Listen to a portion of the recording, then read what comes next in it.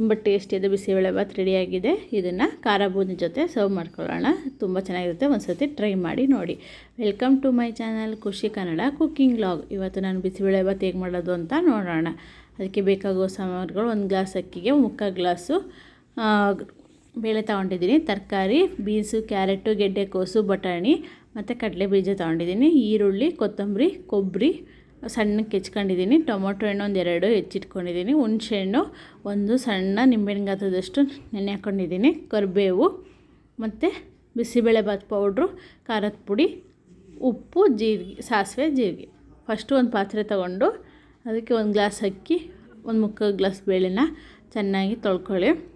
ತೊಳೆದ್ಮೇಲೆ ಅದಕ್ಕೆ ಹೆಚ್ಚಿಟ್ಟಿರೋ ತರಕಾರಿ beans, carrot, ಗೆಡ್ಡೆಕೋಸು, ಬಟಾಣಿ ಮತ್ತು ಟೊಮೊಟೊ ಮತ್ತು ನಾನು ಹಸಿ ಕಡಲೆಕಾಯಿ ತೊಗೊಂಡಿದ್ದೆ, ಅದನ್ನು ಹಾಕಿ ಉಪ್ಪು, ಅರಿಶಿಣ ಮತ್ತು ಉಪ್ಪು ಒಂದು ಸ್ವಲ್ಪ ರುಚಿ ತರಕಾರಿ ವೇಸ್ಟ್ ಉಪ್ಪನ್ನು ಹಾಕಿ 2-3 ಗ್ಲಾಸಷ್ಟು ನೀರನ್ನು ಹಾಕಿ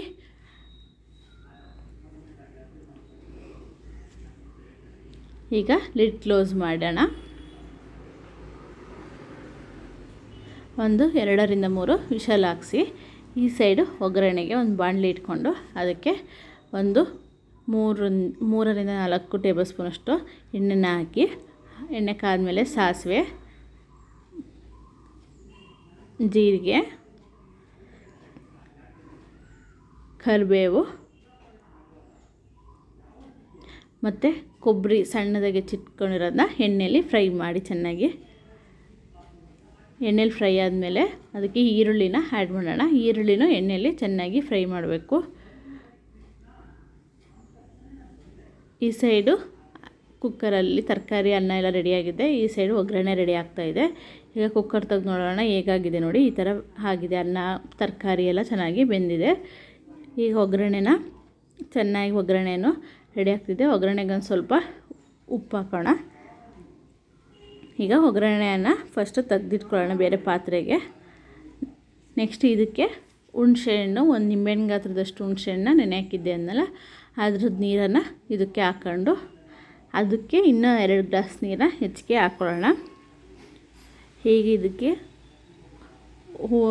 ನಮಗೆ ಖಾರಕ್ಕೆ ಅನುಗುಣವಾಗಿ ಖಾರದ ಪುಡಿ ಮತ್ತು ಬಿಸಿಬೇಳೆಭಾತು ಪೌಡ್ರು 3-4 ಟೇಬಲ್ ಸ್ಪೂನ್ ಹಾಕ್ಕೊಂಡು ಚೆನ್ನಾಗಿ ಕುದಿಯಲು ಬಿಡೋಣ. ಈಗ ಕುದೀತಿದೆ. ಈ ಕುದ್ದಿರುವ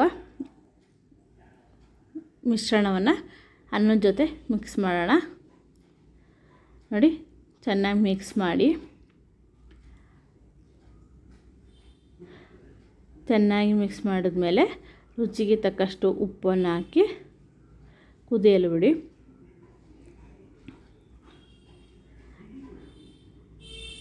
ಈಗ ನಾವು ಹುರಿದಿಟ್ಕೊಂಡಿರೋ ಒಗ್ಗರಣೆನ ಇದಕ್ಕೆ ಆ್ಯಡ್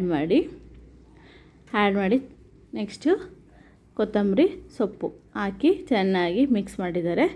ಬಿಸಿಯಾದ ಬಿಸಿಬೇಳೆಭಾತು ರೆಡಿಯಾಗಿದೆ.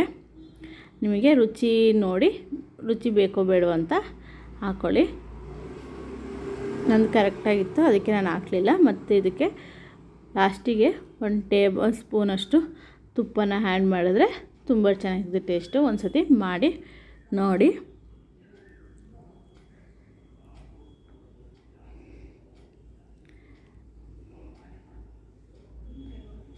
ನೋಡಿ, ಈಗ ರೆಡಿಯಾಗಿದೆ. ಒಂದು 5 ನಿಮಿಷ ಬಿಟ್ಟು 5-10 ನಿಮಿಷ ಕುದಿಸಿದರೆ ಸಾಕು, ರೆಡಿಯಾಗುತ್ತೆ. ನೋಡಿ, ತುಂಬ ಸಿಂಪಲ್ಲಾಗಿ ಬಿಸಿಬೇಳೆಭಾತನ್ನ ಹೇಗೆ ಮಾಡೋದು ಅಂತ ತೋರಿಸಿದ್ದೀನಿ. ಇದು ನೋಡಿ ಸರ್ವ್ ಮಾಡ್ಕೊಂಡಿದ್ದೀನಿ. ಖಾರ ಬೂಂದಿ ಜೊತೆ ಬಿಸಿಬೇಳೆಭಾತನ್ನ ಸರ್ವ್ ಮಾಡಿದ್ರೆ ತುಂಬ ಚೆನ್ನಾಗಿರುತ್ತೆ. ಒಂದು ಸತಿ ಟ್ರೈ ಮಾಡಿ. ನನ್ನ ಚಾನೆಲ್ನ ಲೈಕ್ ಮಾಡಿ, ಶೇರ್ ಮಾಡಿ ಹಾಗೂ ಸಬ್ಸ್ಕ್ರೈಬ್ ಮಾಡಿ.